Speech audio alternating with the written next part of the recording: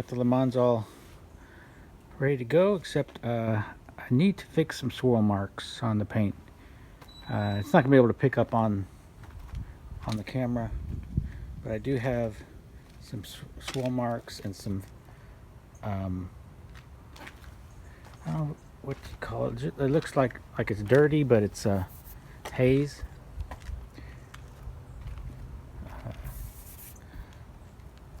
So I've tried just a polish. It does help a little bit, but the swirl marks are still there. So what I'm going to do is I'm going to give it a wash with dish soap, which I usually don't use because this will take off the wax, but that's what I want it to do. I want it to take off any wax, and then I will go through and clean it with a clay bar, and then I'm going to try the swirl remover. See how that does. Okay, better get to it. That's a lot of car to do that on, so here I go. Alright, I found a spot where it really shows up. That's the haze part, and I've just started to treat it. I clay barred it, and I put the first coat of the swirl remover, and hopefully it could help remove that haze.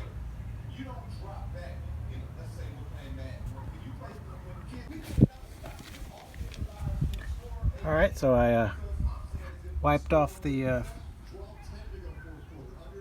chemical, and it looks like it did the job. I am pleased with that because that's how it's been showing up. Even with the polish, it would show that. So the clear coat was somehow scuffed or damaged. I'm not exactly sure. So, but that stuff seems to work pretty good. So now I got to clay bar all the spots, which is basically everywhere. Kind of, you really can't. That was the worst spot, but other areas, when the light hits it, it does show up, especially on the trunk. Let's see. Let me go on the other side.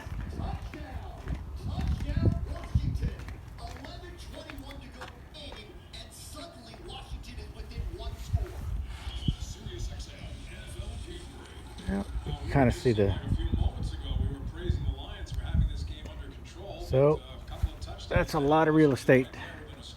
There you go. You can see it better there now. So I'm going to try that. See how it works. All right, seems to be going pretty good. See if the camera picks this up. I've started at the door backwards. So the door still has the haze on it. And then I stopped about right there. Right about there.